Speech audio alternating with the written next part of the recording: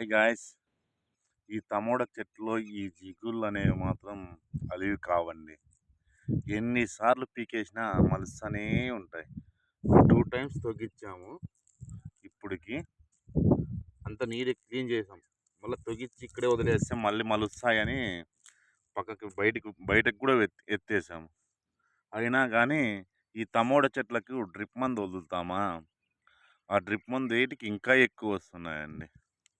Just ఒక 2 days back చిన్నగా ఉండే మొలక మాదిరి ఈ టైప్ ఉండే చిన్నగా. అప్పుడే 2 డేస్కి ఎలా వచ్చాయి చూడండి ఎంత పెద్దగా.